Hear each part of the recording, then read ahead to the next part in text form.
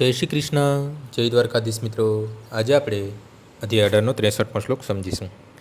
ઇતિ તે જ્ઞાનમાખ્યાતમ ગૃહ્યાદ ગૃહ્યતરમ મયા વિમુષ્યેત દ શેષેણ યથેચ્છી તથા કુરુ. આ પ્રમાણે મેં તને ગૃહિતમ જ્ઞાન વિશે સમજૂતી આપી.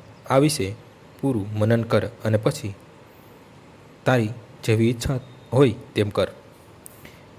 ભગવાને અર્જુનને અગાઉ બ્રહ્મભૂત વિશે એક જ્ઞાન આપેલું છે.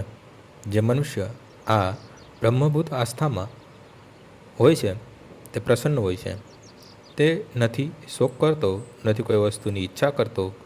આમ થવાનું કારણ ગૃહ્ય જ્ઞાન છે. કૃષ્ણ પરમાત્મા વિશે એક જ્ઞાન પણ દર્શાવે છે. આ બ્રહ્મ વિશે એક બ્રહ્મ જ્ઞાન પણ છે, પરંતુ આ તેનાથી શ્રેષ્ઠ છે. આ શ્લોકમાં યથેચ્છી તથા કુરુ, તારી ઈચ્છા હોય તેમ કર, આ શબ્દો સૂચવે છે કે ભગવાન જીવની સૂક્ષ્મ સ્વતંત્રતામાં હસ્તક્ષેપ કરતા નથી. ભગવદ્ ગીતામાં ભગવાનને મનુષ્ય તેની જીવનદશા કેવી રીતે ઉત્પન્ન કરી શકે તેની સર્વે પ્રકારે સમજૂતી આપી છે.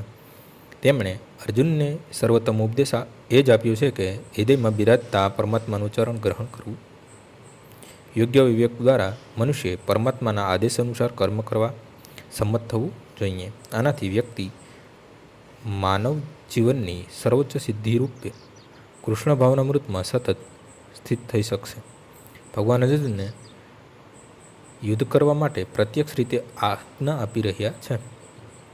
પૂર્ણ પુરુષોત્તમ પરમેશ્વરને શરણાગત થવું જીવ માટે સર્વાધિક હિતકારી છે. આમાં પરમેશ્વરનું કોઈ જ હિત નથી.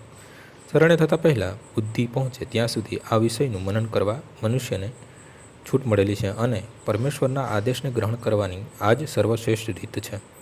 આવો આદેશ કૃષ્ણના પ્રતિનિધિરૂપ ગુરુના માધ્યમ દ્વારા પણ મળે છે. આજનો શ્લોક અહીં પૂર્ણ થાય છે. આવતીકાલે ફરીથી સવારે 6 વાગ્યે મળીશું. જય શ્રી કૃષ્ણ.